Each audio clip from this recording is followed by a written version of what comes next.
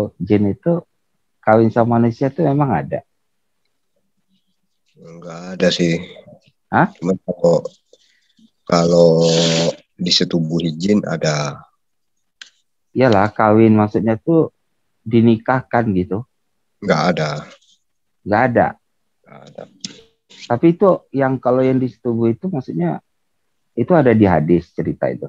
Gini Bang, jadi kalau di Islam itu kan kalau setiap apa yang kita lakukan itu kan harus membaca Bismillah gitu kan, minimal doa tidur gitu kan.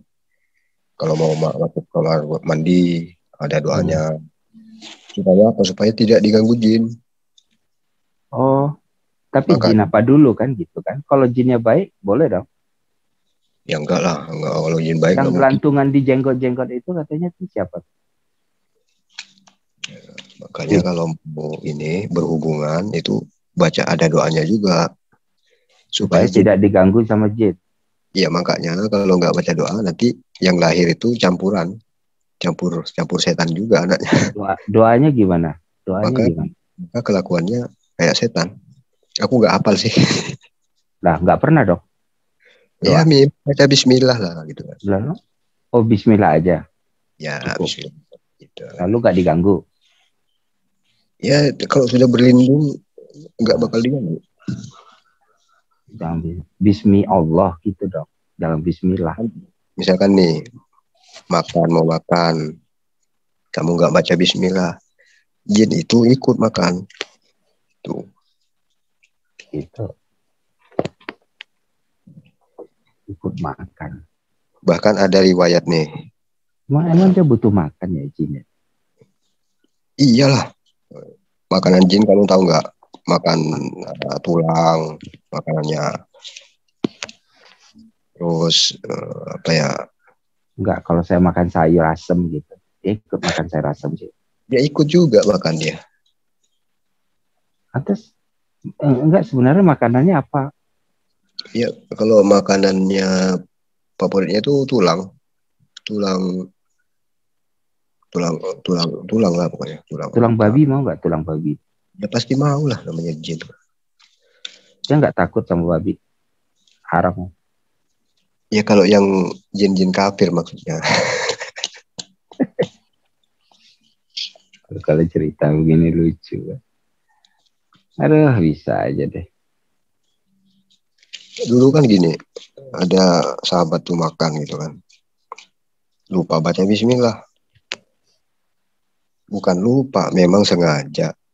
Sengaja ingin mempermainkan jin. Kan kata Rasulullah itu, kalau kamu lupa baca Bismillah, basmalah, nah, walaupun kamu ingat ya di tengah-tengah lagi makan, misalnya separuh gitu kan, kamu ingat baca aja nggak apa-apa, walaupun terlambat katanya. Jin itu soalnya muntahkan lagi apa yang dia makan saat kita baca Bismillah. Nah, para sahabat itu ingin mengerjain jin waktu itu. Dia sengaja nggak baca Bismillah. Nah, setelah dapat separuh ini kan dimakan, lalu baca Bismillah gitu, dimuntahkan lagi sama jinnya. Itu serius ya cerita-cerita gitu ya. Iya, cerita di hadis itu. Tapi lu sendiri percaya nggak seperti itu? Ya? Percaya nggak lu yang gitu-gitu? Ya, percaya lah. Beda ya sama Kristen ya. Beda Iya, banget. iya. Kalau Kristen kan percayanya cuma sejarah. Bukan sejarah. Kita tuh bisa mengusir setan, Pak. Gimana, Pak? Karena kita punya kuasa, Pak. Jadi beda kalau Muslim saya nggak tahu gimana. Tujuannya setan itu mengganggu apa sih?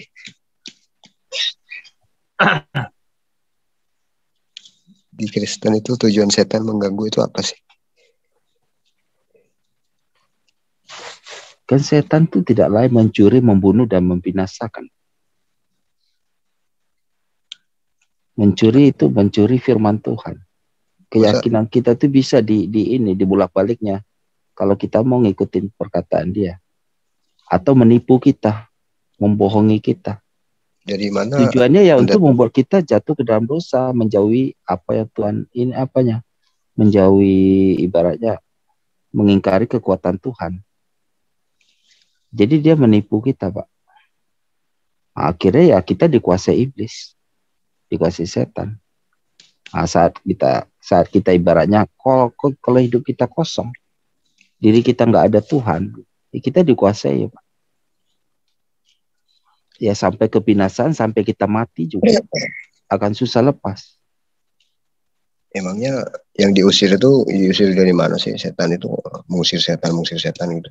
Ya setan kan ada, Pak. Iblis kan ada kan. Dan sama pengikutnya kan banyak. Emangnya kelihatan ya kok Anda bisa tahu? Kita ada cerita itu, bukan hanya sejarah doang, Pak. Enggak sekarang, bukan cerita sekarang iya, kan. Sekarang Pak, itu Bapak kalau Pak Munir kalau lihat kesaksian orang-orang Kristen yang ya itu ada yang begitu-begitu. Ada orang karena dia sakit, taunya dia dikuasai roh jahat, lalu didoain sembuh, Pak. Hal begitu mah biasa di Kristen tuh banyak yang begitu. Berarti yang ada Kristen kerasukan setan. Ya orang Kristen itu ibaratnya Kristen kan nama doang, Pak ya. Itu kita bicaralah begini, orang yang nggak ngaku-ngaku Kristen tapi ya boleh dibilang percaya nggak percaya gitu. Itu hal-hal orang-orang yang tidak memiliki iman yang penuh atau yang tidak dipimpin Tuhan itu bisa dikuasai setan, Pak. Gitu.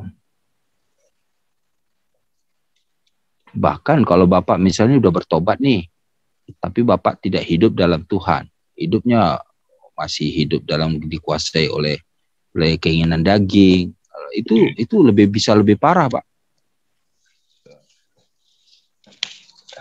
Kalau Yesus bilang itu bisa 7 setan lagi bisa masuk ke dalam dirinya, Pak. Lebih parah. Makanya kita itu kalau udah percaya Yesus, percaya terima Tuhan, kita memang harus hidup di dalam Tuhan. Kita nggak boleh lagi hidup di dalam kehidupan seperti dulu lagi. Supaya kita tidak dipengaruhi setan lagi, dikuasai iblis lagi. Kita tuh sebenarnya nggak kuat, Pak, lawan dia. Tapi karena ada kuasa Tuhan, itu yang memampukan kita, Pak. Bedanya jin sama setan apa, Bos? Enggak, kalau saya sih, kalau jin setan itu ya jin itu juga ya sebenarnya. Kalau menurut saya sih. Kalau sama kenapa beda bawa namanya? Ya, istilah jin itu kan sebenarnya itu lebih cenderung kepada kekuatan-kekuatan, misalnya percaya sama patung ya kan, ada dikuasai roh-roh. Di dalam patung itu ada roh-roh, ya kita bilang itu rohnya itu jin nih. Itu memang ada disebut-sebut di Alkitab, tapi lebih cenderung kepada yaitu semua adalah perilaku setan, iblis dan antek-anteknya gitu, Pak. Kalau manusia ada nggak yang jadi setan? Nggak ada, Pak. Tapi kok kenapa banyak orang yang itu setan itu sifat sebenarnya, perilaku, tindakan, perbuatan yang mirip, yang jahat di hadapan Tuhan, itu perilaku setan ya. Makanya kalau Pak Munir setan tuh katanya, itu karena sikapnya, perilakunya, bukannya dianya jadi setan. Bukan. Ya Pak Munir bertobat aja, Pak Munir, jangan percaya gitulah. Pak Munir kalau terima Tuhan Yesus pasti Pak Munir ngerti deh maksud saya. Kalau sekarang Pak Munir agak susah, tapi hal-hal begini sebenarnya itu kan berbicara tentang roh, Pak. Jadi kita itu kan sebenarnya makhluk roh juga, rohani juga. Jadi kita tuh tidak susah untuk mengerti itu kalau kita mau percaya Tuhan, datang kepada Tuhan. Kan nggak ada perintah yang kamu harus menuhankan dia. Bapak percaya kepada Yesus itu dulu, bahwa dia datang ke dunia ini untuk menebus kita. Kalau enggak kita nggak selamat, itu masalahnya, Pak. Ayatnya di mana, Bang? Perkataan udah terlalu banyak. Kemarin juga bolak-balik. Capek lah. Udah gini aja, nanti itu gampang, itu banyak ayatnya. Yang tulisannya merah, Coba tunjukkan. tulisannya merah, biru. Itu kan emang dari dulu ada tulisan merah. Iya, kalau gitu apa gunanya di kitab itu di Injil? Enggak, itu enggak ada. Itu hanya membedakan saja bahwa inilah perkataan Yesus langsung gitu misalnya. Oke. Tapi Sekarang, semua itu udah diilhamkan. Pengertian itu banyak. Kita gini deh, gini Pak. Gini Pak, saya kasih tahu nih. Sekalipun tidak perkataan Yesus langsung, sekarang saya kata, apakah Ustadz Pak Munir, ya, yang Bapak percaya tuh lagi khotbah itu, dia bicara tentang Tuhan nggak? enggak, aku minta aja. Anda ini dasar Anda mengeluarkan Yesus itu apa? Coba, ada nggak perkataan Yesus yang menyuruh secara langsung? Ya, engkau menyebut aku guru dan Tuhan, perkataanmu benar. Memang akulah guru dan Tuhan. Tuhan Gimana katanya sih? Tuhan. Itu kan Tuhan. Iya, kurios itu sama Pak. Tuhan itu gini Pak. Emang waktu dia mengatakan Tuhan, emang Yesus itu Tuhan apa? Tuhan tanah. Tuhan takur ke Tuhan apa? Dia Tuhan lagi. apa? Iya, saya bilang dia Tuhan apa? Raja aja. Hah? Raja. Nggak bisa. Pasti kalau Tuhan itu punya kekuasaan, ya punya otoritas, ya kan? Hal-hal begitu, Pak. Jadi Tuhan yang maha kuasa itu juga sama, mirip itu sebenarnya, tapi otoritasnya lebih tinggi, lebih maha gitu, Pak. Itu aja pengertiannya, Pak. Di dalam Indonesia, tapi di dalam bahasa Yunani itu mirip saja, sama.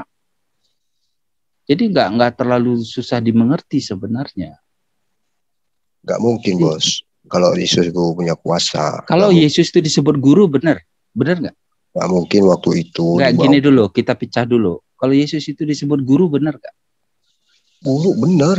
Benar, karena dia mengajar, toh. Benar nggak? Nah, kalau dia disebut Tuhan, itu kenapa? Karena dia dihormati. Karena dia nabi. Siapa yang menghormati dia, Pak? Ya seluruh umatnya. Enggak, sebelum itu, dalam kisah itu, siapa yang menghormati dia? Ya orang-orang Israel. Hah? Orang-orang Israel. Emang orang Israel segampangan itu bilang Tuhan sama semua orang? Ya, nabi itu lebih tinggi kedudukannya daripada Tuhan.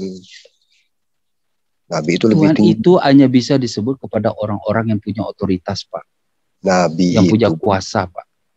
Nah, sekarang gini, Pak. Kalau misalnya di dalam bahasa Yunani, Tuhan itu memang sama dengan Tuhan, gitu. Pak Munir, nyanggahnya apa?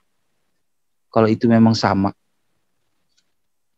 Nggak sama, karena sekarang Tuhan. Nah, itu kan pengertian Pak Munir, sama dengan sama aja sama Gusti Allah, gitu kan? Tuhan Allah. Masa coba Gusti Allah itu gimana bahasa Indonesianya? Kalau Gusti Allah. Kalau Gusti Allah, enggak. Pak Munir nih, Gusti Allah itu artinya apa? Enggak ada penyebutan Gusti Allah. Itulah susahnya Pak Munir ya. Jadi itu bahasa ya Pak Munir. Kalau itu bahasa, kalau Alkitab menerjemahkan itu Tuhan, ya, emang masalahnya apa gitu kan? Kalau Pak Munir nggak terima itu karena pengertian Pak Munir yang kurang dalam mengenai itu. Siapa yang Gusti? Coba, siapa yang Gusti? Nah, kalau Yesus, kalau dibilang dia disebut anak Allah, boleh nggak? Siapa yang Gusti selain Allah? Coba. Gusti Kanjeng? Ada Gusti Randa. Hah? Gusti Randa? Masa Gusti Piranda? Gusti Allah itu ada Gusti Allah. Masa nggak ada Gusti Randa?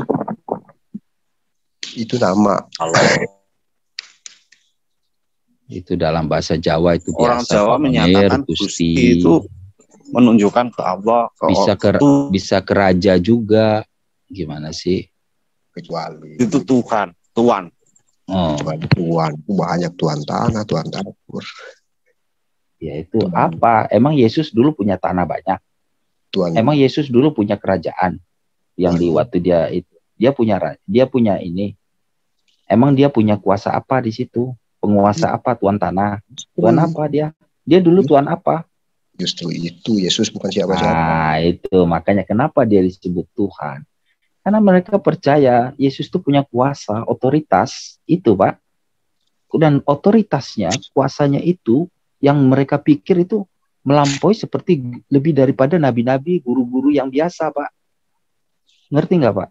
Anda itu sebenarnya sudah kadaluarsa. Anda itu kalau masih mengikut syariat Nabi Isa, Kok kadaluarsa, Pak? Nabi Musa aja kamu nggak boleh ikutin lagi. Nabi Ibrahim nggak boleh lagi. Karena Nabi Ibrahim hanya untuk Pak, kepada masa umatnya. firman Allah kadaluarsa, Pak?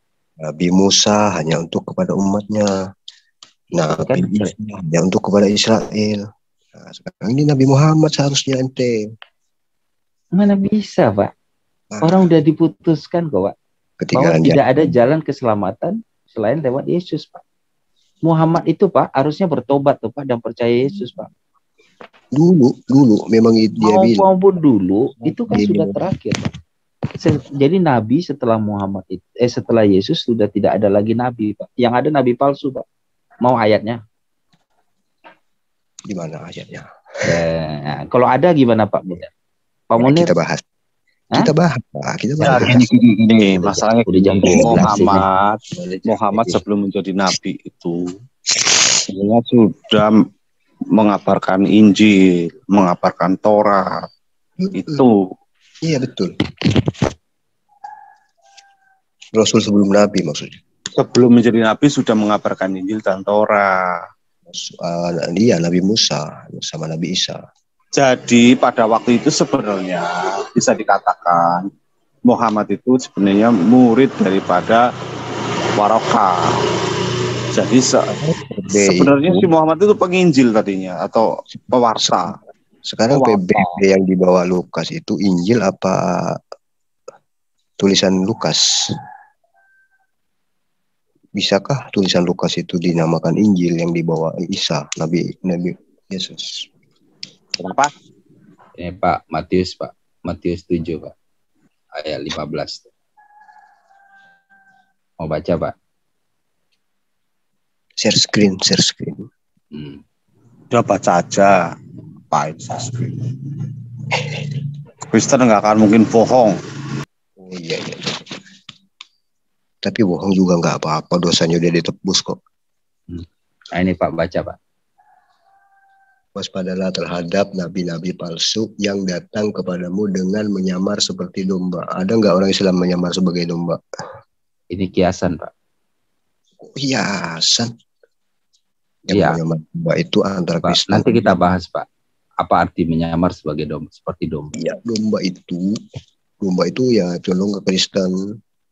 Coba baca baca dulu Pak Munir, jangan langsung di domba kok Kristen. Dari buahnya baca dulu. Kamu, tetapi sesungguhnya mereka adalah serigala yang betul. Yang berbulu domba. Betul? Yang buas. Iya, betul. Lalu terus? Udah itu aja dulu. Ke bawah terus baca. Oh, katanya ayat dalil dikasih dalil sepotong-sepotong. Gue tuh malas sama Pak Munir tuh begitu, Pak. Baca, aku kan gue nggak mau kasih ayat, tapi capek sama lu. Coba baca terus. Biar lu pelanjar nih. Udah baca. Nah, tadi gini. Ini merah semua tuh. Itu aja dulu, itu aja di atas. Itu merah semua, ya enggak? Udah lihat di atas itu. Nah, sekarang saya baca. Dari buahnya lah kamu akan mengenal mereka. Ini buah ini buah apa nih? Buah anggur, buah apel. Jangan diterjemahkan seperti itu, Pak Munir. Makanya kalau Pak Munir itu menerjemahkan, kalau saya, Pak ya, kalau kami, Pak, mengertikan itu bisa per kata, Pak. Nggak sembarangan, Pak. Nggak putus-putus, Pak. Itu harus ada kronologisnya, kesinambungannya, sejarahnya. Itu hal itu dibahas, Pak. Jadi nggak bisa putus-putus begitu. Dapatkah orang memetik buah anggur dari semak duri atau buah ara dari rumput duri? Nah, itu, Pak. Bapak kalau memang pengajaran itu benar datang dari Tuhan, maka itu akan baik, Pak. Tapi kalau itu bukan datang dari Tuhan, maka akibatnya kebinasaan, Pak. Kesesatan dan kehancuran. Berterima kasih sama saya sekarang. Itu nomor 7, Pak. Ayat 17. Demikianlah setiap pohon yang baik menghasilkan buah yang baik. Sedang pohon yang tidak baik menghasilkan buah yang tidak baik. Tidak mungkin pohon yang baik itu menghasilkan buah yang tidak baik. Ataupun pohon yang tidak baik itu menghasilkan buah yang baik. Dan setiap pohon yang tidak menghasilkan buah yang baik pasti ditebang dan dibuang ke dalam api. Jadi Seharusnya dari buahnya lah kamu akan mengenal mereka. Jadi kami Pak mengenal pengajaran itu Pak, ajaran-ajaran itu nggak sulit Pak, gitu Pak. Kami tahu, wah ini bukan pengajaran dari Tuhan model begini. Kami bisa Pak bedain, karena kami mengerti gitu. Tahu ajaran Yesus kasih itu kami tahu, kami sadar gitu.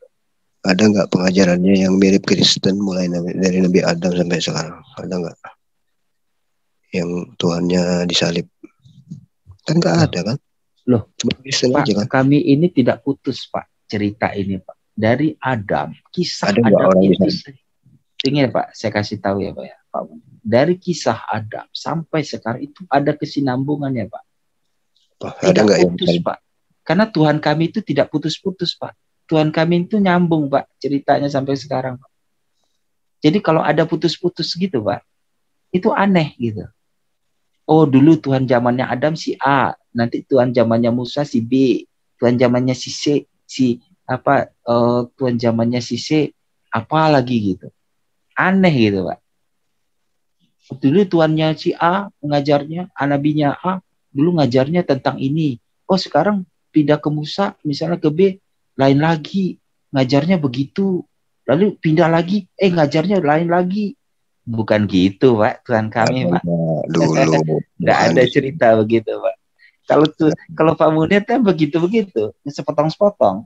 Ada nggak Tuhannya? Dulu kisahnya lain, sekarang kisahnya lain, Tuhannya beda. Makanya Pak Munir, Tuhannya Kristen sama Tuhannya Islam itu beda Pak. Kalau saya bilang beda, lebih gampang lagi dibuat begitu daripada kita bilang sama tapi pengajarannya beda.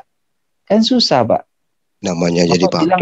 Kalau Bapak bilang misalnya, kok kami pengajarannya kami seperti ini, kok pengajaran si Pak Munir itu seperti itu, berarti Tuhannya beda dong. Makanya dari buahnya lah kamu mengetahui. Itu pengertiannya Pak Munir. Dari buahnya lah kamu mengetahui. Jadi bagi kami Pak, kami mengetahui dari apa? Dari kehidupannya Pak Munir, ya kan? Dari pengajaran orang Muslim itu begini gitu Pak. Coba Pak, di dalam ajaran Islam Pak, dalam buku agama Islam saya pernah lihat Pak, orang Islam tuh nggak mengenal toleransi loh Pak. Ayo Pak, Bapak mau bukti nggak? Ayo Pak Munir. Siapa orang Islam yang menyamar sebagai domba? Coba tunjukkan. Enggak, kita bahas sekarang. Contoh-contoh. Kita masih di ayat ini, jangan lari. Tadi ayatnya kalau mau dibahas. Ini kan sekarang contoh nih Pak, buahnya nih. Ini kan berbicara tentang ini. Kok langsung ke buah pengajaran? Iya dong, buah pengajaran. Domba itu diselesaikan, domba itu buahnya banyak, buah anggur, buah. Kan saya udah bahas tadi. Itu kan udah ada jelas, ada domba, ada serigala. Oke, sekarang sebutkan siapa orang Islam yang menjadi menyamar seperti domba itu, saya terus terang Pak sama Pak Munir sekarang, nggak usah bolak-balik. Muhammad itu menyamar seperti domba Pak. Oh, gimana? Ngerti nggak Pak? Gimana? Tapi itu contoh salah satu orang. Tapi apakah ada yang lain? Ada. Kronologisnya gimana? Tolong dulu, aku mau share ayat. Oh iya. Siapakah pendusta itu? Bukankah dia yang menyangkal bahwa Yesus ada Kristus? Dia itu adalah antikristus. Yaitu dia yang menyangkal baik Bapa maupun Anak. Okay. Sebab barang siapa menyangkal Anak, dia juga tidak memiliki Bapa. Barang siapa mengaku Anak, dia juga memiliki Bapa. Tuh. Betul. Karena gini Bang, Kristus artinya. Jangan dipotong. Demikianlah kita mengenal Roh Allah. Setiap roh yang mengaku bahwa Yesus Kristus telah datang sebagai manusia berasal dari Allah. Dan setiap roh yang tidak mengaku Yesus tidak berasal dari Allah. Roh itu adalah roh antikristus. Dan tentang dia telah kamu dengar bahwa ia akan datang dan sekarang ini ia sudah ada dalam dunia. Oke. Nah, artinya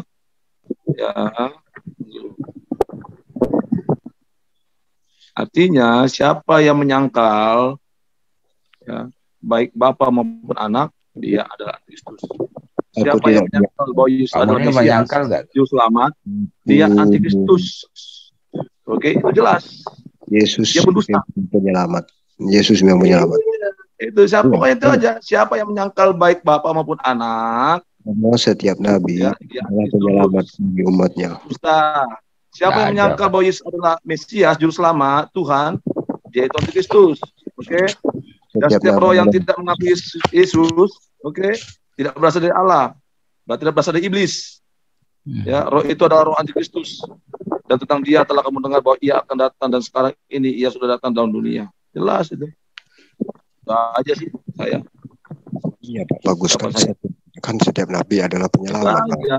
Sekarang ini Pak Munir mengaku tak bahwa Yesus adalah Mesias, Juru Selamat? Setiap nabi adalah juru selamat. Siapa bilang? Enggak ada. Dalilnya mana? Dalilnya mana? Mana dalilnya? Mana dalilnya setiap nabi itu Mesias? Enggak ada nabi Mana? yang Baginda tuh Mesias enggak? Enggak ada nabi yang mengaku dia tidak juru selamat. Karena kalau dia mengaku tidak juru selamat. Siapa? Siapa nabi yang berani mengatakan bahwa dia Mesias? Semua nabi adalah juru selamat bagi umatnya. Ya, enggak siapa? Itu asumsi Pak Munir. Siapa yang berani Pak Munir? Nabi mulai Musa sampai Baginda. Nabi Muhammad. Mana ayatnya bahwa Baginda itu mengatakan dia Mesias? Dia juru kalau selamat. Sama aku Patabiuni. Mana? Tunjukkan. Nanti domba share ayatnya. Di mana? Di surah berapa? Hanya satu juru selamat, Pak bahwa dia Munir. Mesias, bahwa dia juru selamat. Mana ada 2, 3, 1 juru selamat? Di mana Pak Munir bisa mengatakan di dunia ini ada 2, 3 orang juru selamat? Gak ada, cuma 1, yaitu Tuhan sendiri. Gimana sih? Emang tidak berani Muhammad Tuhan? Emang Muhammad Tuhan bisa menyelamatkan orang masuk surga? Kamu kalau tanpa Yesus, kalau tanpa Nabi bisa nggak mengenal Tuhan? Nah itu. Baca Nabi itu berpegang pada firman loh. Buka Al-Imran ayat 31. Coba buka tuh Pak Munir. Ayo Pak Munir, kita bahas Qur'annya Pak Munir. Ayo. Iya. Gua mau tahu Quran Pak Munir ini kayak apa ceritanya. Baginda pernah enggak mendengar suara Allah itu langsung? Itu di Al-Quran itu adalah suara Allah. Nah, coba itu kan malaikat Jibril ngomong. Mana ayatnya Pak Munir? Ayo kita bahas Pak Munir. Itu bahasa Indonesia tuh magam. Sama Baginda Nabi, coba mana? Mana Pak Munir? Al-Imran 31. Ya mana? Munculin. Kamu cari situ. Aku nggak punya Quran. Astaga, cari. Pak Munir nggak punya Quran. Katakanlah, wahai Muhammad, kepada umatmu, jika kalian benar-benar mencintai Allah, maka ikutilah aku, Muhammad. Niscaya Allah akan mencintai kalian dan mengampuni dosa kalian. Ya ikuti, bukan juru selamat, gitu loh. Iya. Mana ada juru selamat situ? Mesias mana? Iya, nggak ada sih itu Pak. Kalau itu doang mah. Kamu berani nggak jujur? Kamu berani nggak bilang Musa itu tidak juru selamat?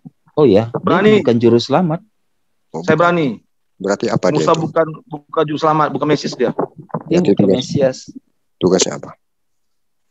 Menyampaikan firman Allah kepada bangsa Israel. Mesias itu artinya yang diurapi. Nasi pun diurapi. Yuk.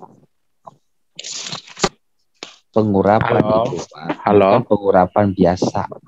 Ngerti? Halo. Jadi, halo. Ya, silakan. Pak Munir. Pak Munir tadi bilang apa nih barusan? Musa itu juru selamat ya. Jadi, iya, umat Israel. Jadi gini Pak Munir, ini saya kasihan juga. Tapi ini nggak apa-apa lah ini. Ini saya share ya Pak ya. Ini saya kasih tulisannya ini Pak Munir. Masa kalau juru selamat itu Pak di dalam bahasa Ibrani-nya begini. Mo si yah. Terus saya hapus lagi deh. Mo si iya. Kalau Mesias itu tulisannya begini, Masyiah. Jadi jangan, jadi yang di Pak Munir bilang itu ini Musa. Tapi kalau juru selamat Mosia ini cuma Yod He Vav He. Nah, di dalam hal ini, di dalam perjanjian baru, Yesus itu dia adalah Mosia dan Masiah. Jadi ada istilah begini, Adonai Yesua, dan ada istilah ada istilah begini di Alkitab, Yesua Hamosia dan Yesua Hamasia. Kalau Yesua Hamosia itu berbicara tentang Tuhan adalah juru selamatku. Tetapi kalau berbicara Yesua Hamasia itu merujuk kepada Yesus Kristus kalau diterjemahkan. Jadi jangan pikir Masia itu juru selamat. Masia ini artinya yang diurapi. Tapi kalau ini kalau ini ditulis M-A. Tapi yang di atas ini mo. Ini saya share screen supaya tunggu ya, saya kasih share screen ini aja supaya Pak Munir lihat bahasa aslinya.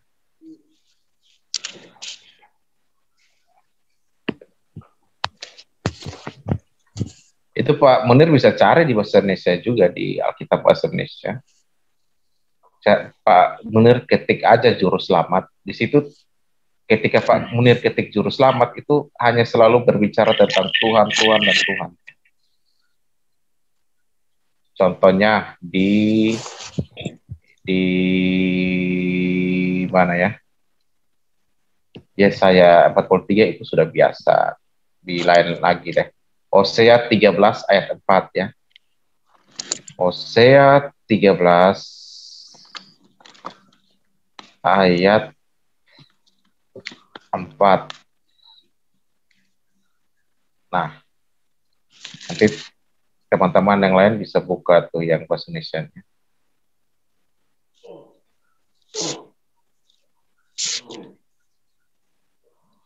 Nah, ini Pak. Ini kata juru selamat ini.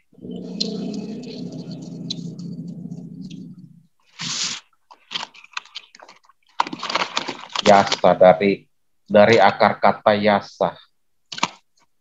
Ini. Hosea 13 ayat 4 ini. Savior, juru selamat. Umoshia. Ini ya. Mo ya. Anda bisa baca ya, mau ya. Moshia. Nah, jadi beda Pak kalau Moshia dengan Hamasia dengan Hamosia itu beda. Jadi pahami itu dulu. Jangan cuma mau debatin kita aja. Kalau Pak nggak ngerti itu ya susah. Itu ya Pak Munir ya. Jadi kalau Pak Munir bilang Musa dipilih Tuhan untuk menjadi nabi, betul. Kata dipilih di situ dalam bahasa Ibrani-nya Mosia. Tetapi apakah Musa itu menjadi raja Mesias? Musa itu menjadi nabi yang dipilih, bukan raja yang dipilih atau raja yang diurapi secara khusus. Kalau berbicara raja Mesias, maka itu hanya merujuk kepada Yesus Kristus gitu. Tidak ada yang lain. Mesias ya, bukan artinya Tuhan, bro. Mosia, kan tadi kan saya sudah bilang. Ada kata Mosia. Gini Pak, Yesus itu bukan cuma disebut sebagai Mesias atau Masiha, tetapi juga Mosia. Mesiha dengan Mosia itu dua kata yang berbeda. Mosia itu juru selamat artinya, kalau Mesias itu artinya diurapi. Dua-dua itu bisa disematkan kepada Yesus. Kepada Yesus, gitu Pak Munir. Pak Munir. Yesus jalan, betul nggak? Makanya orang Kristen bilang Yesus Kristus adalah Jalan. Yesus adalah juru Jalan. selamat dan Kristus gitu. Jalan. Ini di Lukas Jalan kebenaran 2 ayat dan 11. hidup. Jalan kebenaran. Betul nggak? Iya, dia itu kebenaran, Pak. Nggak ada di luar dia, Pak, kebenaran. Sayangnya Anda nyangkutnya di jalan itu, nggak sampai ke kebenarannya. Loh, dia disebut jalan, kebenaran, dan hidup, Pak. 3 itu harus disebut. Melalui Yesus. Akulah jalan, kebenaran, dan hidup. Tidak ada satu orang pun sampai kepada Bapa kalau tidak melalui aku. Tujuannya itu Bapak. Tujuannya Bapak. Iya dong. Memang kita tujuannya ke Bapa. Jangan jadikan Yesus itu tujuan. Sekarang tujuan Pak Munir kemana? Bapak? Bapak enggak? Ke Allah lah.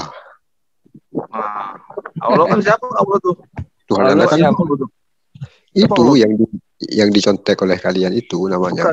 Yang nyontek siapa sih? Nyontek siapa Pak Munir? Yang nyontek siapa?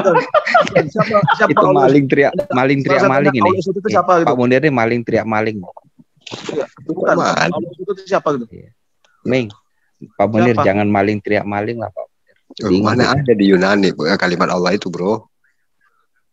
Orang Kristen Arab itu lebih dahulu mempergunakan nama Allah daripada ini Islam. Kitab Anda kan dari Yunani, kenapa kok pindah ke Arab? Itu ada prasastinya, makanya Pak Munir belajar sejarah. Harus kitab Anda itu tahu sejarah kita. Kitab Anda dari Yunani, dari Arab. Prasasti sudah ada. Namanya Allahnya Pak Munir itu bukan Allah, Pak. Lah. Oh, sebelum Islam lahir itu. Lah loh. Kurang update ini. Enggak, ya, makanya Pak Munir itu kurang update juga kalau gitu. Pak Munir. Jadi coba Pak, Bismillah, ya kan? Bukan Bismi Allah, mendengar Bismillah. Iya dong. Bismillah. Oh, Bismillah. Jadi Allah itu al pertama itu adalah definite artikel. Jadi Allah al-ilah, sanglah. Jadi Allah itu artinya sanglah atau yanglah. Ilah. Sanglah atau sang ilah gitu. Allahu la ilaha illa huwal qayyum. Tuh Allahnya. Allah, Al-Manat, Al-Uzza gitu. Al-Uzza. Jadi al itu definite artikel. Al-Teko, aluminium itu bukan bahasa Arab. Walaupun depannya Al-Ghazali, Al-Pukat. Al-Pukat. Kalau ada al lalu ada strap berikutnya, Pak. Itu sama kayak Al-Munir. Bahasa Ibrani itu. Bahasa Ibrani itu kan ada strap di atas itu yang dinamakan tanda makef ya, yang menghubungkan kata benda saat yang pertama dengan kata benda berikutnya. Ini Pak Munir mesti masa nggak tahu itu. Tapi kalau ini kan, tapi kalau mengklaim Allah itu dari bahasa Yunani itu parah banget itu. Siapa yang bilang dari bahasa Yunani? Allah itu adalah kata yang Allah itu adalah kata yang secara umum dipakai oleh banyak orang di Arab sana. Jadi itu bahasa yang merujuk kepada sesembahan. Jadi kalau kita bilang sesembahan, bahasa Indonesianya kan sesembahan. Bahasa Arabnya sesembahan itu apa sih? Kalau diterjemahkan ke Arab, ilah itu. Kalau diterjemahkan kan ilah. Kitab Anda dari Arab apa dari Yunani? Kami juga ngerti Pak Munir, bukan Pak Munir aja. Pak Munir lah. Konsisten dong kalau dari Yunani. Bukan masalah konsisten, nggak konsisten. Injil, nama Injil aja diambil dari dipakai Al-Qur'an. Gimana sih? Mana ada Injil di Pak Munir. Ada nggak namanya Injilion? Kenapa nggak dinamai Anjilion aja? Kamu nyebutnya kok Injil, kok Neo yang dari Al-Qur'an? Eungalion. Iya. Masa saya harus Eungalion itu kan artinya berita baik kan. Kabar baik itu sudah ditulis di dalam Perjanjian Lama, di dalam bahasa Ibraninya itu Brit Hakadasha, ya. Haberit Hakadasha, ini saya eja ke Anda nih. Jadi itu namanya perjanjian baru, perjanjian damai sejahtera itu kalau orang saya menerjemahkan dalam bahasa yang mudah Anda pahami. Perjanjian damai sejahtera itu. Makanya selalu Yesus katakan salam sejahtera, ya kan, ketika dia bertemu itu sebenarnya salam kepada murid-murid tentang bagaimana mereka yang telah ditebus ini, yang menjadi murid-murid ya, rasul-rasul penerus Kristus yang akan memberitakan Injil ya, berita damai sejahtera itu, berita sukacita, sama ketika malaikat bertemu dengan gembala-gembala domba. Hari ini berita sukacita kan telah diberitakan kepada gembala domba itu. Hari ini telah lahir bagimu juru selamat Kristus Tuhan di kota Daud. Itu berita sukacita itu. Ya itu berita Injil. Kalau aja bilang Tuhan. Jadi Pak Munir, jangan dibilang bahasa Yunani itu kan bahasa yang para rasul pakai untuk memberitakan Injil, karena bahasa Yunani waktu itu jadi bahasa internasional, Pak Munir.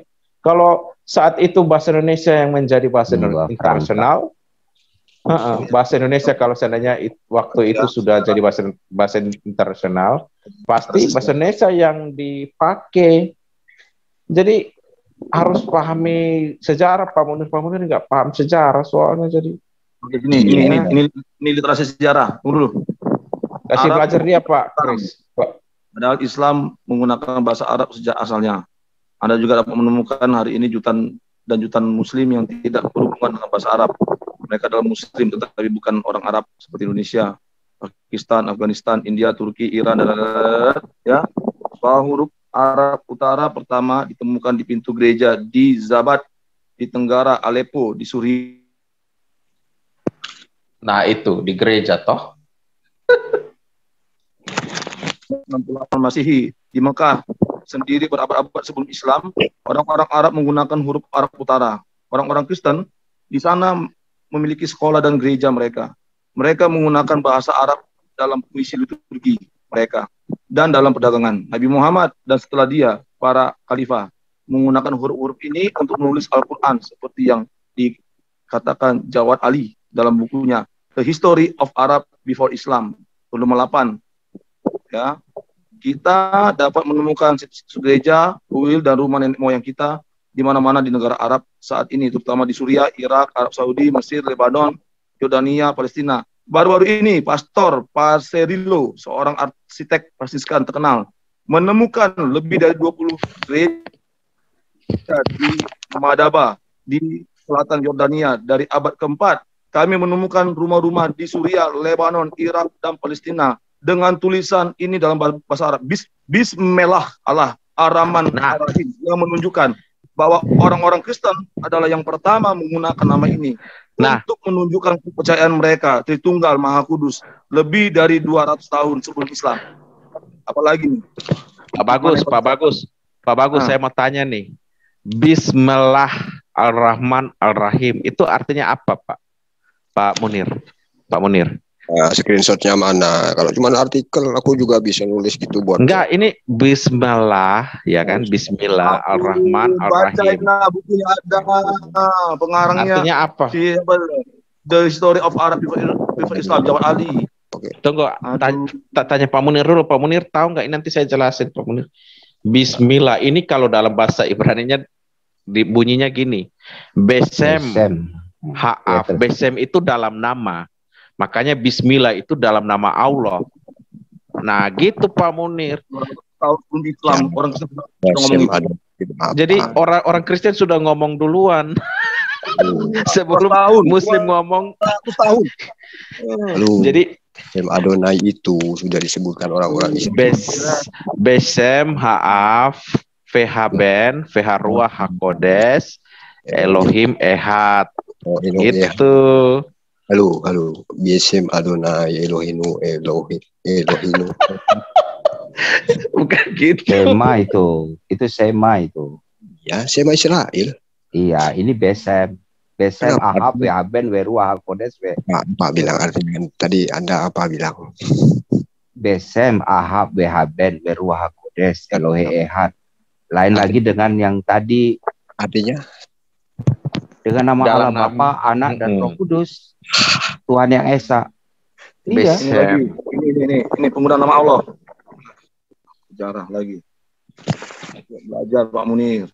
penemuan arkeolog terbaru. Baru-baru ini Pastor Lilo seorang tadi ya, dari abad keempat kami menemukan Bismillahirrahmanirrahim yang menunjukkan bahwa bahkan orang-orang sebelum Islam menggunakan nama suci ini Allah. Oke. Jadi sebelum Islam sudah ada nama Allah, menggunakan nama Allah untuk Allah yang membuktikan bahwa nama Allah itu dalam Quran yang mulia Allah adalah yang benar. Ini juga membuktikan kita bahwa Alkitab ya kan yang sebenarnya masih ada bagian yang hilang di dalamnya yang itu. Lalu ini, nah ini ya yang tadi Pastor Lilo ya abad keempat. Nah itu bahwa yang sekali lagi membuktikan bahwa nama sucinya ada sebelum Islam. Dan juga membuktikan keesaan Allah yang Maha Esa. Ya, nah itu Pak Munir. Makanya tadi saya sebut Pak Munir. Sebelum ini dimunculin Pak Munir. Saya ngomong ke Pak Munir nih. Kenapa bismillah? Kenapa enggak bismillah Allah? Itu seharusnya supaya lebih meyakinkan itu disertai dengan screenshot kayak apa kayak itu. Lah, tapi saya kalau ya. Nulis itu aku juga bisa nulis. Enggak, Pak Munir enggak bisa kayak gitu. Coba tulis Pak Munir. Cari aja bukunya Pak Munir. Ntar saya baca. Pak Munir, itu literatur sejarah Pak Munir. Masa Pak Munir mau baca? Arkeolog loh Pak Munir tuh. Yang baca itu arkeolog loh. Itu bukan opini, itu fakta, itu arkeolog, bukti sejarah itu. Bukan bukan opini pikiran manusia yang orang tafsirkan. Itu bukan tafsiran itu. Yang nulis itu tahun berapa lah itunya? Itu arkeologi, ya ampun. Berapa? Tulisannya itu arkeolog. Arkeologi tulisannya di web. Lah, emang tulisannya di mana? Muslim lahir tahun berapa? Semua orang bisa baca, Pak Munir. Aduh, bukan dibakar, itu loh. Kalau dibakar orang tidak bisa baca, gitu loh. Literatur Kristen itu saking banyaknya, maka limpah ruah di internet. Muslim literaturnya di mana? Nggak ada, sejarahnya nggak jelas kok. Kalau sejarahnya jelas pasti ada di bersebaran di dunia maya. Allah itu nggak putus sejarah, Allah itu sumber sejarah. Kalau Allah sumber sejarah, kenapa salah sejarahnya gitu loh? Salah, Anda yang salah. Pak Bagus, kalau dibilang Allah nggak putus sejarah, berarti Muhammad nggak pernah ada dong. Kalau berbicara sejarah kan berarti Muhammad itu tokoh sejarah. Kalau Allah itu sumber sejarah, kok bisa salah sejarah gitu loh? Ya, Anda masuk dalam. Isa lahir di bawah pohon kurma. Tokoh fiktif. Isa lahir di bawah pohon kurma. Karena gini, Bang. Karena yang disalibkan itu yang disumpahkan Isa. Tafsir mengatakan ada Yudas, ada ini. Kenapa ada ini? Gitu loh. Padahal sejarawan ya menyatakan tutup Alkitab berdasarkan literasi sejarah di abad kedua. Tokoh-tokoh itu menyatakan bahwa yang disalib itu Yesus Kristus. Kok sejarah? Gini bang. Menurut aku nih ya, tapi ya. Menurut aku gini, kan Yesus itu kan udah Paulus itu kan sudah dikenal sebagai penjagal gitu kan. Kok Paulus sih larinya? Paulus itu Paulus ini loncat-loncat sejarah Paulus mulai loncat lagi. Buat itu kan. Dia senang dengan Paulus karena Paulus ini sudah suka dimaki-maki sama orang Muslim, jadi dia senang. Menurut saya aja nih kan. Jadi Lukas, Yohanes, Markus, Matius itu takut sama Paulus. Karena apa? Karena Paulus itu sudah dikenal sebagai penjaga. Dari mana? Ini asumsi liar dari mana lagi? Ya, ini kan asumsi saja. Ya, bisa jadi gitu. Beda dengan Paulus itu loh. Takut dari mana? Aduh. Makanya mereka beda dengan Paulus gitu loh. Takut dari mana?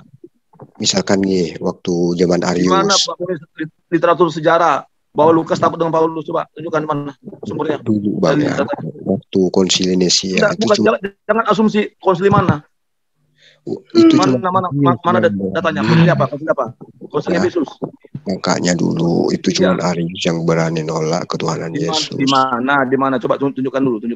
Kata itu saya kan mati loh. Ya kami tahu. Pak Munir. Di arti Munir. di artikel aku nggak ada juga sih kebenarannya. Artikelnya ini ya, jangan artikel dari Islam, artikel dari Kristen. Tadi kita tunjukin artikel arkeolog nggak percaya. Sekarang dia punya artikel lagi. Suka mau aja Pak Munir. Kisah Arius. Pak Munir ya. Pak Munir coba perhatikan ya di Kisah Para Rasul 7 tentang Stefanus. Ini belum berbicara tentang Paulus. Paulus itu bertobat setelah ini. Coba Pak Munir baca ini Kisah Para Rasul 7. Itu luar biasa Stefanus, Pak. Dia itu bukan dia itu cuma orang kantoran biasa, Pak. Tapi dia dipenuhi oleh Roh Kudus, Pak. Dia menceritakan mulai dari kisah Abraham sampai datang Yesus, Pak. Stefanus itu siapa? Apakah muridnya Yesus? Bapak baca dulu dong. Ini kan panjang. Pak Munir mau nggak saya baca ini? Panjang nih, Pak Munir. Iya, Anda baca. Ini ada sampai ayat ke-60, Pak Munir. Wah. Mau dengar nggak? Intinya aja lah. Loh, pokoknya ini sebenarnya intinya semua. Jadi gini ya, ini pembelaan Stefanus nih. Jawab, ini Stefanus ngomong, hai saudara-saudara dan bapak-bapak, dengarkanlah Allah yang maha mulia telah menampakkan dirinya kepada bapa leluhur kita Abraham ketika ia masih di Mesopotamia sebelum ia menetap di Haran, dan berfirman kepadanya, keluarlah dari negerimu dan dari sanak saudaramu. Ini di perjanjian baru nih, Pak. Bukan di perjanjian lama nih. Dan pergilah ke negeri yang akan kutunjukkan kepadamu. Maka keluarlah ia dari negeri yang Kasdim, orang Kasdim, lalu menetap di Haran. Dan setelah ayahnya meninggal, Allah menyuruh dia pindah dari situ ke tanah ini, tempat kamu diam sekarang. Dan disitulah Allah tidak memberi milik pusaka kepadanya, bahkan setapak tanah pun tidak.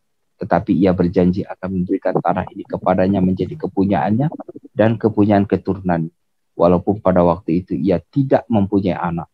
Beginilah firman Allah, yaitu bahwa keturunannya akan menjadi pendatang di negeri asing, dan bahwa mereka akan diperbudak dan dianiaya 400 tahun lamanya. Tetapi bangsa yang akan memperbudak mereka itu akan dihukum. Firman Allah, dan sesudah itu mereka akan keluar dari situ dan beribadah kepadaku di tempat ini. Lalu Allah memberikan kepadanya perjanjian sunat, dan demikianlah Abraham memperanakan Ishak lalu menyunatkannya pada hari yang ke-8, dan Ishak memperanakan Yakub, dan Yakub memperanakan ke-12 bapa leluhur kita. Karena iri hati bapa-bapa leluhur kita menjual Yusuf ke tanah Mesir, tetapi Allah menyertai dia dan melepaskannya dari segala penindasan serta menganugerahkan kepadanya kasih karunia dan hikmat ketika ia menghadap Firaun raja Mesir.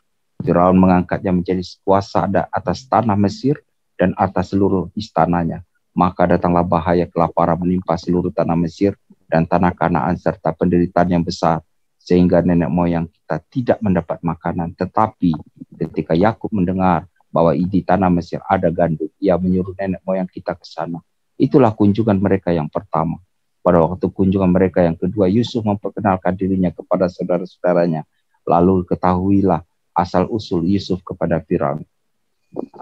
Kemudian Yusuf menyuruh menjemput Yakub, ayahnya dan semua sanak saudaranya, 75 jiwa banyaknya. Lalu pergilah Yakub ke tanah Mesir. Di situ ia meninggal, dan ia dan nenek moyang kita.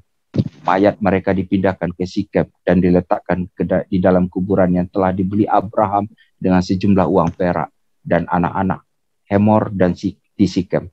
Tetapi makin dekat genapnya janji yang diberikan Allah kepada Abraham, maka bertambah banyaklah bangsa itu di Mesir, sampai bangkit seorang raja lain memerintah tanah Mesir, seorang yang tidak mengenal Yusuf. Raja itu mempergunakan tipu daya terhadap bangsa kita dan menganiaya nenek moyang kita serta menyuruh membuang bayi mereka supaya bangsa kita itu jangan berkembang. Pada waktu itulah Musa lahir dan ia elok di mata Allah. 3 bulan lamanya ia diasuh di rumah ayahnya. Lalu ia dibuang, tetapi putri Firaun memungut dan menyuruh mengasuhnya seperti anaknya sendiri. Dan Musa dididik dalam hikmat orang Mesir, dan ia berkuasa dalam perkataan dan perbuatannya. Pada waktu itu berumur 40 tahun, timbullah keinginan dalam hatinya untuk mengunjungi saudara-saudaranya, yaitu orang-orang Israel. Ketika ia melihat seorang dianiaya oleh seorang Mesir, Lalu ia menolong dan membela orang itu dengan membunuh orang Mesir itu. Pada sangkanya saudara-saudaranya akan mengerti bahwa Allah memakai dia untuk menyelamatkan mereka, tetapi mereka tidak mengerti. Pada keesokan harinya ia muncul pula ketika dua orang Israel sedang berkelahi. Lalu ia berusaha mendamaikan mereka, katanya, saudara-saudara, bukankah kamu ini saudara? Mengapa kamu saling menganiaya? Tetapi orang yang berbuat salah kepada temannya itu menolak Musa dan berkata, siapakah yang mengangkat engkau menjadi pemimpin dan hakim atas kami? Apakah engkau bermaksud membunuh aku? Sama seperti kemarin engkau membunuh orang Mesir itu. Mendengar perkataan itu, larilah Musa dan hidup sebagai pendatang di tanah Midian. Di situ ia memperanakkan 2 anak laki-laki. Dan sesudah 40 tahun tampaklah kepadanya seorang malaikat di padang gurun Gunung Sinai. Di dalam nyala api yang keluar dari semak duri. Musa heran tentang penglihatan. Dan ketika ia pergi di situ untuk melihatnya dari dekat, datanglah suara Tuhan kepadanya. Akulah Allah nenek moyangmu, Allah Abraham, Ishak dan Yakub. Maka gemetarlah Musa dan ia tidak berani lagi melihatnya. Lalu firman Allah kepadanya, tanggalkanlah kasutmu dari kakimu, sebab tempat di mana engkau berdiri itu adalah tanah yang kudus. Aku telah memperhatikan dengan sungguh kesengsaraan umatku di tanah Mesir, dan aku telah mendengar keluh kesah mereka, dan aku telah turun untuk melepaskan mereka. Karena itu marilah engkau akan kuutus ke tanah Mesir. Musa ini yang telah mereka tolak dengan mengatakan, siapakah yang mengangkat engkau menjadi pemimpin dan hakim? Musa ini juga telah diutus oleh Allah sebagai pemimpin dan penyelamat penyelamat oleh malaikat yang telah menampakkan diri kepadanya di semak duri itu. Dialah yang membawa mereka keluar dengan mengadakan mujizat-mujizat dan tanda-tanda di tanah Mesir, Laut Merah, dan di padang gurun 40 tahun lamanya. Musa ini pula lah yang berkata kepada orang Israel, seorang nabi seperti aku ini akan dibangkitkan oleh Allah bagimu dari antara saudara-saudara. Musa inilah yang menjadi pengantara dalam sidang jemaat di padang gurun di antara malaikat yang berfirman kepadanya di Gunung Sinai dan nenek moyang kita, dan dialah yang menerima firman-firman yang hidup untuk menyampaikannya kepada kamu. Tetapi nenek moyang kita tidak mau taat kepadanya, malahan mereka menolaknya, dalam hati mereka ingin kembali ke tanah Mesir. Kepada Harun mereka berkata, buatlah untuk kami beberapa Allah yang akan berjalan di depan kami, sebab Musa ini yang telah memimpin kami keluar dari tanah Mesir, kami tidak tahu apa yang telah terjadi dengan dia. Lalu pada waktu itu mereka membuat sebuah anak lembu dan mempersembahkan persembahan kepada berhala itu, dan mereka bersukacita tentang apa yang dibuat sendiri oleh mereka. Maka berpalinglah Allah dari mereka dan membiarkan mereka beribadah kepada bala tentara langit, seperti yang tertulis dalam kitab nabi-nabi. Apakah kamu mempersembahkan kepadaku korban sembelihan dan persembahan? Selama 40 tahun di padang gurun itu, hai kaum Israel, tidak pernah malahan kamu mengusung kemah Molok dan binatang dewa Repan, patung-patung yang kamu buat itu untuk disembah. Maka aku akan membawa kamu ke dalam pembuangan sampai di seberang sana Babel. Kemah kesaksian apa ada pada nenek moyang kita di padang gurun, seperti yang diperintahkan Allah kepada Musa untuk membuatnya menurut contoh yang telah dilihat. Kemah itu yang diterima nenek moyang kita dan yang dengan pimpinan Yosua dibawa masuk ke tanah ini, yaitu waktu tanah ini direbut dari bangsa-bangsa lain yang dihalau Allah dari depan nenek moyang kita. Demikianlah sampai kepada zaman Daud. Daud telah mendapat kasih karunia di hadapan Allah, dan ia memohon supaya ia diperkenankan untuk mendirikan suatu tempat kediaman bagi Allah Yakub. Tetapi Salomo lah yang mendirikan sebuah rumah untuk Allah.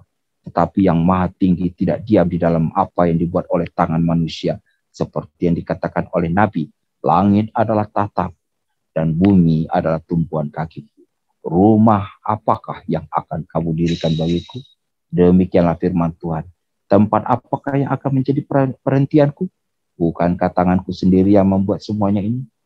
Hai orang-orang yang keras kepala, yang tidak bersunat hati dan telinga, kamu selalu menentang Roh Kudus, sama seperti nenek moyangmu, demikian juga kamu. Siapakah dari nabi-nabi yang tidak dianiaya oleh nenek moyangmu? Bahkan mereka membunuh orang-orang yang lebih dahulu memberitakan tentang kedatangan orang benar yang sekarang telah kamu khianati dan kamu bunuh. Kamu telah menerima hukum Taurat yang disampaikan oleh malaikat-malaikat, akan tetapi kamu tidak menurutinya.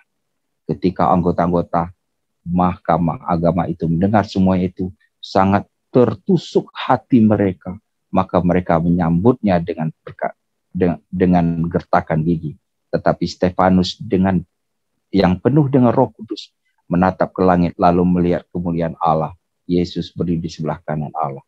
Lalu katanya, sungguh aku melihat langit terbuka dan Anak Manusia berdiri di sebelah kanan Allah. Maka berteriak-teriaklah mereka dan sambil menutup telinga serentak menyerbu dia. Mereka menyeret dia keluar kota lalu melemparnya, dan saksi-saksi meletakkan jubah mereka di depan kaki seorang muda yang bernama Saulus. Nah, ini Paulus. Paulus ikut menyaksikan membunuh si Stefanus. Karena kesaksian Stefanus yang begitu panjang tadi, Pak. Pak Munir, dengar nggak? Halo? Lanjut. Ya, seharusnya Anda membaca ayat ini, seharusnya Anda ini mendapatkan ilmu yang luar biasa. Justru saya sudah mendapatkan. Iya, gini, seharusnya Anda Bapak ini, Pak Munir kan bukan guru saya, Pak. Gini, aku jadi jelaskan. Pak Munir nggak berhak menilai yang begitu gitu. Yang Pak Munir harus tahu adalah apa yang saya baca, yang nggak pernah Pak Munir tahu. Pak Munir udah belajar gitu. Ini. Tadi dikatakan bahwa seorang nabi seperti saya akan dibangkitkan, gitu kan? Iya. Nah, itu yang merujuk kemana, Pak? Stefanus ngobrol tentang siapa? Ya, saya Yesus. Yesus toh? Ya.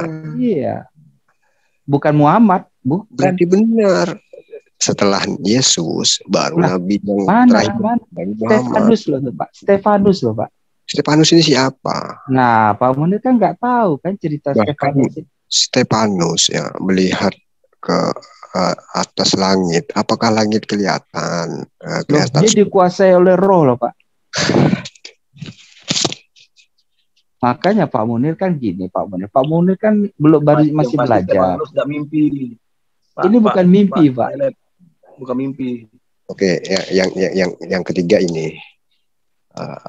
Mereka membunuh para nabi-nabi kan gitu. Iya. Di Al-Quran juga diceritakan bahwa seorang nabi-nabi memang itu banyak yang terbunuh oleh umatnya. Nah, sekarang di Kristen siapa nabi-nabi yang pernah terbunuh? Coba sebutkan satu aja. Kecuali Yesus. Yohanes Pembaptis. Itu Bang. Yohanes Pembaptis. Rasul apa nabi itu? Katanya rasul. Rasul Pembaptis itu nabi, Rasul. Astaga. Ngaku. Yohanes Pembaptis rasul katanya. Dia dipotong kepalanya, Pak. Apakah dinubuatkan oleh Musa tadi, termasuk dalam surat yang Anda baca tadi? Kan enggak, cuma satu kan yang dinubuatkan oleh Musa. Nah, apakah Yohanes juga dinubuatkan oleh Musa? Itu timbul pertanyaan, Bang. Sekarang Bapak sebutkan, Nabi yang menurut Bapak di Alkitab itu, nabinya siapa aja? Yesus. Itu aja. Yesus, Musa. Nah, sebelum. Berbicaranya sebelum Yesus, Musa. Yesus tetap dibunuh kan? Yesus itu dibunuh, Yohanes itu dibunuh. Gimana sih, Pak? Itu bukan bicara sebelumnya. Musa itu seorang nabi seperti aku nih, akan dilahirkan, akan dibangkitkan. Seperti aku, apakah Yohanes itu seperti Musa? Kan enggak. Itu berbicara tentang Yesus, Pak. Jadi Stefanus ini berbicara tuh untuk mengurutkan semua cerita dari perjanjian lama sampai kepada Yesus, Pak. Iya, di sini kita jangan bawa. Bukan sampai kepada Muhammad, Pak. Muhammad tuh enggak ada ceritanya, Pak. Jangan Bapak menghayal yang aneh-aneh. Ini berbicara tentang ini firman Tuhan, Pak. di dalam Alkitab Perjanjian Baru. Ya kan? Tidak ada bicara tentang Al-Quran, tidak ada bicara tentang Muhammad. Muhammad itu belum ada tuh. Nggak ada cerita itu. Jadi ini berbicara tentang Yesus. Jadi nubuatan yang ada di ulangan itu, ulangan 18 kalau nggak salah itu mengenai tentang Yesus. Maka dikutip lagi oleh Stefanus tentang cerita itu. Maka itu sudah sah, Pak, bahwa ini mengenai untuk Yesus, Pak. Ngerti nggak, Pak? Kan gini, Yesus dibuatkan oleh Musa, seorang nabi akan dilahirkan. Iya, betul. Nah, sedangkan Nabi Muhammad itu dinubuatkan oleh Yesus. Aku akan mana ceritanya? Itu udah kita bahas juga. Nggak ada cerita. Nggak ada cerita itu. Yesus menubuatkan Muhammad. Jadi gimana, Pak? Ayo baca. Masih banyak yang ingin aku sampaikan ke kalian, tapi kalian belum sanggup. Itu Roh Kudus, Pak. Dia akan mencurahkan Roh Kudus, Pak. Apakah Roh Kudus belum ada waktu itu? Kan sudah ada, bro. Loh, Roh Kudus itu belum dicurahkan secara massal, Pak. Gimana, Pak? Masih datang ke satu-satu pribadi, Pak. Anda ini mengada-ngada. Makanya ada waktu pencurahan Roh Kudus, waktu di loteng Yerusalem, ya kan? Waktu Petrus mengatakan, ya kan, berbicara, dan mereka tuh bisa mengerti dalam bahasa-bahasa mereka masing-masing. Oke. Dalam ajaran Kristen cuman kasih. Enggak, itu kok lucu ya, Pak? Kira-kira apa ya yang tidak sanggup dilakukan oleh Israel waktu itu, sehingga Yesus berkata, masih banyak yang ingin aku ajarkan ke kalian, tapi kalian belum sanggup untuk menanggungnya. Apa kira-kira? Loh, kekuatan kami, Pak, untuk mengerti pengajaran tentang Yesus itu dari Roh Kudus, Pak. Iya, apakah Yesus tidak mengajarkan kasih waktu itu? Dia mengajarkan. Masih banyak yang Yesus ingin ajarkan ke Kristen itu, tidak cuma kasih. Itu, bro. Loh. Lalu ayat mana, Pak? Ya Bapak mau tunjuk di Alkitab. Ayo buka, kita baca, kita bahas. Ayatnya. Ayatnya mana? Masih banyak yang ingin aku sampaikan ke kalian. Itu aja tulis di Google, pasti muncul itu. Ini Pak Munir kayak kita ini nggak ngerti aja. Coba ya. Masih banyak. Nah, kalau masih banyak, apakah ajaran Kristen itu cukup dengan kasih? Kan enggak. Pasti banyak, seperti sholat, puasa, pastinya. Kok?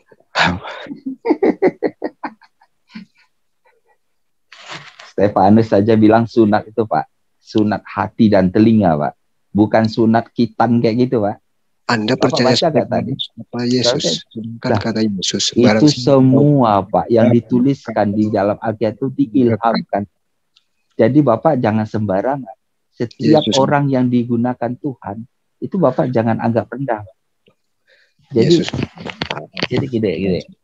Percaya kepadaku, dia akan selamat. Sekarang Anda percaya ke Yesus apa ke Stefanus? Itu di Alkitab, Pak. Kami percaya semua yang dituliskan di Alkitab, Pak. Ngerti nggak, Pak Munir? Iya. Jadi Pak Munir nggak boleh dipotong-potong, Pak. Perkataan Yesus langsung oke. Perkataan rasul-rasul juga oke. Perkataan Stefanus yang bukan dikatakan rasul juga oke. Semua itu ditulis.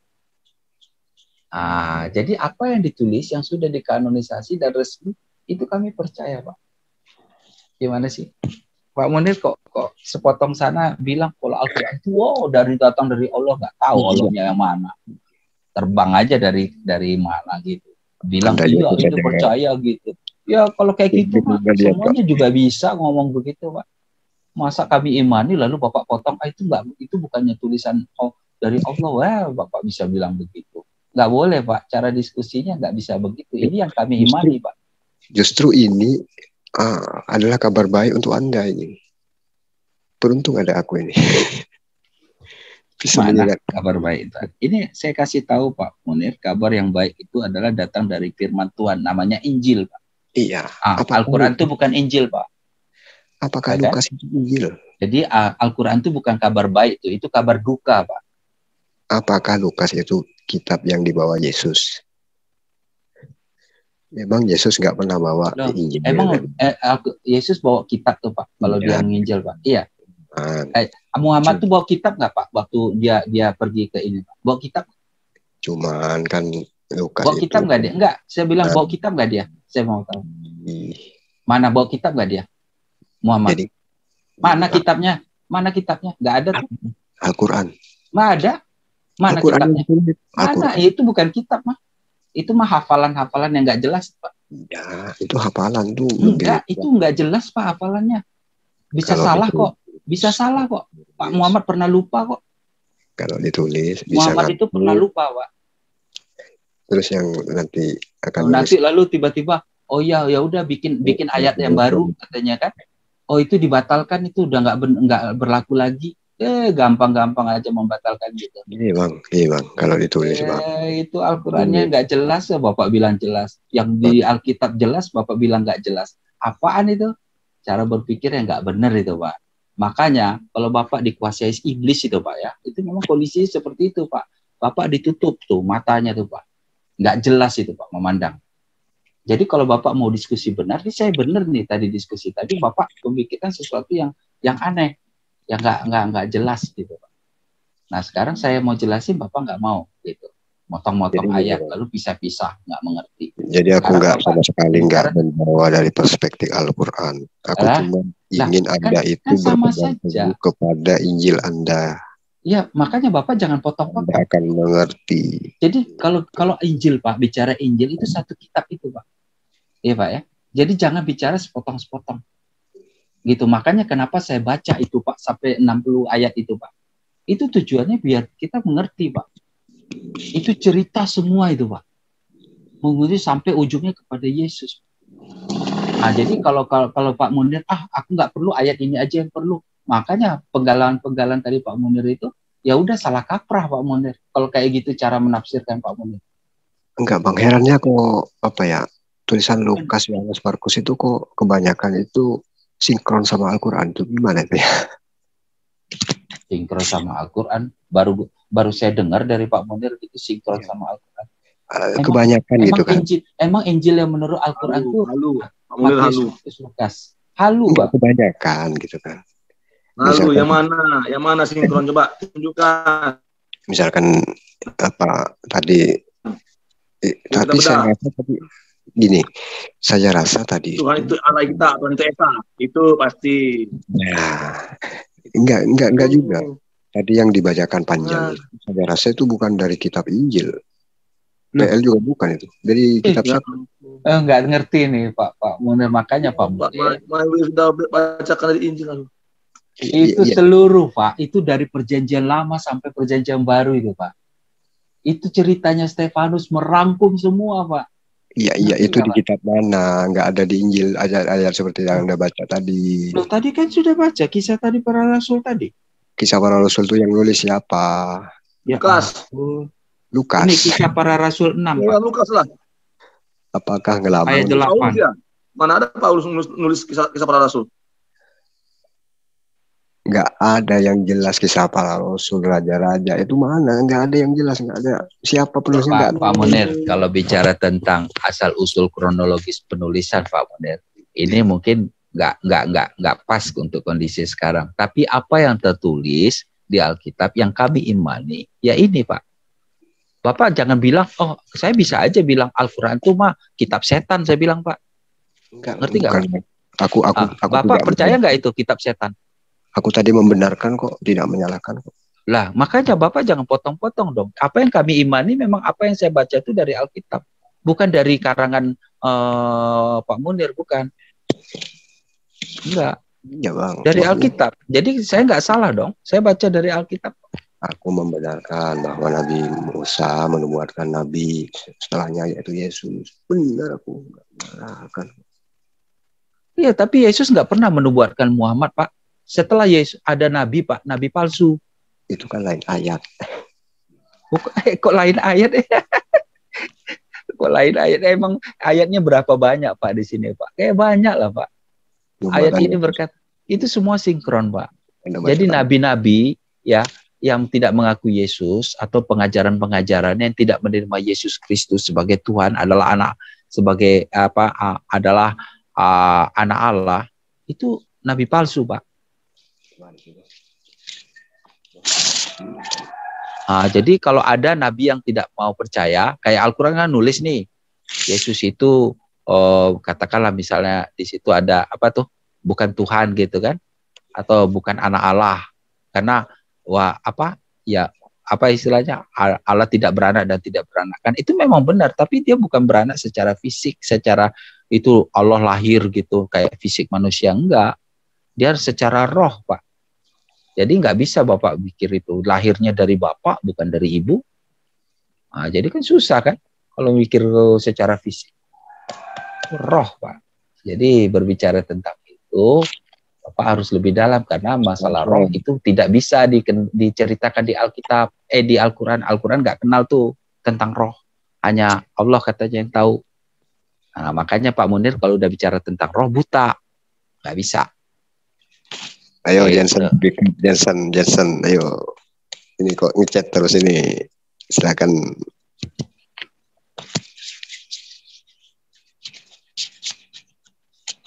Udah ya. Udah malam juga. Musa kok Rasul? Apa? Kalau bukan Rasul apa?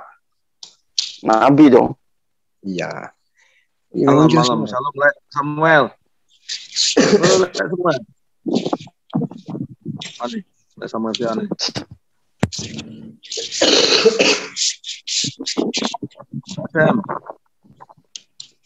Kalau saya sekolah tinggi teologi bilang Musa itu rasul atau apostolos, saya nggak akan lulus. Saya dibilang, lu sekolah belajar di mana? Belajar dari Munir bilang. Saya nggak lulus, nggak dikasih ijazah. Ya. Itu botol itu, bodoh dan tolol. Tapi pintar ini Bang. Munir, utusan itu banyak, bukan hanya manusia, malaikat juga utusan. Tapi malaikat nggak disebut sebagai nabi, sebagai rasul ataupun nabi. Malaikat juga disebut utusan. Nabi dalam itu. PL. Tapi kalau manusia yang diutus itu disebut nabi, walaupun itu diutus. Tetapi utusan Yesus disebut rasul atau utusan. Jabatannya bukan nabi. Semenjak jadi kamu agak cerdas sekarang. Gini ya, Petrus, saya utus kamu. Nah, disebut sebagai utusan atau apostolos. Nggak disebut nabi. PL itu diutus, tapi namanya bukan utusan, gelarnya. Tapi nabi. Lukas siapa? Itu penulis. Jadi di PB itu ada yang namanya juru tulis. Kamu harus belajar lagi. Juru tulis itu biasa. Juru tulis. Kamu harus belajar lagi teologi. Kalau di zaman PB itu ada yang namanya juru tulis. Yang dulu. Nah, kalau Yohanes itu dia nggak minta dituliskan oleh orang lain, dia nulis sendiri. Nulis siapa? Ya Lukas lah. Nah, yang nulis kepada Lukas. Lukas 1 nih. Lukas 1 ada yang mau buka nggak? Lukas 1. Menurut hasil penelitian, Lukas 1 baca aja. Itu kesaksian daripada para pelayan mimbar. Pelayan mimbar siapa? Petrus. Nah, pelayan mimbar itu. Nggak bisa tiba-tiba Pak Munir naik mimbar. Saingan Petrus.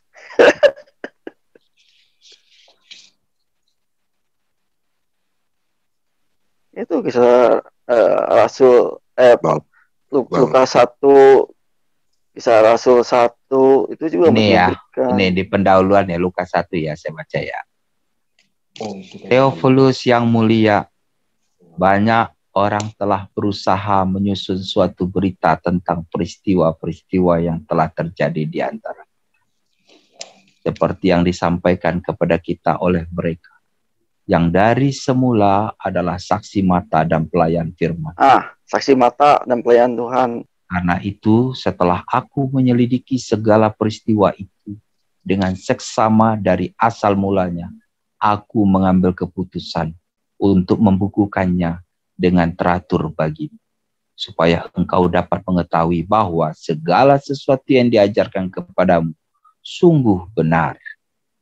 Nah itu, apa pengajaran? Nah ini mulai dari pemberitahuan tentang kelahiran Yohanes Pembaptis. Balik lagi ke yang itu, ulang lagi supaya mudeng. Apa tuh? Saksinya siapa itu? Dapat sumber dari mana? Seperti yang disampaikan kepada kita oleh mereka yang dari semula. Nah, oleh mereka itu siapa itu? Itu kan murid-murid Yesus adalah saksi mata dan pelayan firman. Tuh, pelayan firman. Gak bisa yang namanya pelayan firman tiba-tiba naik mimbar, saya ingin Petrus. Gak bisa. Petrus berarti yang pelayan firman. Murid Yesus semua itu, Pak. Gak bisa kita bilang ini tulisan gampangan, tidak. Ini saksi mata, Pak. Nah, dia mulai bercerita saksi mata lawan tentang kelahiran Yohanes. Iya. Ini cerita lengkap, Pak. Jadi Alkitab itu, Pak, 32.000 lebih ayat, Pak. Itu, Pak. Dari zamannya Musa, Pak, nulis itu. Ajar teologi dikit, Pak Munir. Lukas itu lawannya Injil Yohanes. Adu aja Lukas sama Yohanes. Kalau alur ceritanya itu nggak sama, berarti Yohanes gugur karena Yohanes adalah saksi mata plus penulis. Aduin aja. Matius ketiga juga. Kitab Injil, ada Matius, Markus, Lukas, adu dengan Yohanes. Yohanes adalah rasul yang menulis. Adu aja nih, karena 3 kitab ini sama. Ciri penulisannya, bentuk penulisannya mirip-mirip. Matius, Markus, Lukas tuh rada mirip-mirip, tapi Yohanes agak beda kan. Nah, tinggal diadu aja. Bersyukur ada Injil yang berbeda. Artinya Yohanes nggak mencontek Lukas, Lukas nggak mencontek Yohanes. Bersyukur beda penulisan. Sudah kapan Yohanes belajar bahasa Yunani? Nah, orang sana itu lingua franca, bisa bahasa Yunani, bisa bahasa Latin, bisa bahasa Ibrani. Aramaik. Ibrani enggak. Ibrani Aram. Ibrani agak orang-orang yang belajar di Sanhedrin mungkin ya. Emangnya ada SMP, SMA belajar bahasa? Ada orang Ibrani ya. Ada madrasah di situ. Belajar. Ada madrasah. Tapi nggak terlalu itu ya, nggak terlalu mendalam ya, seperti bahasa Aramaik. Ya, tidak untuk sehari-hari. Bukan untuk pembicaraan, karena itu bahasanya sudah lama, udah ribuan tahun kan. Bahasa tapi nggak digunakan untuk sehari-hari. Iya, Aramaik yang biasa mereka pakai. Tapi yang di kalangan di dalam ini salib, di atas salib tulisannya apa? 3 bahasa ya. Yang ditulis oleh Pilatus apa? 3 bahasa atau berapa? Coba ada ya? 3 itu. Berarti orang-orang itu ada Yunani, ada Aram kan? Atau Aram. 3 bahasa tuh Pak Munir ternyata. Di zaman itu orang-orang itu sudah paham 3 bahasa itu.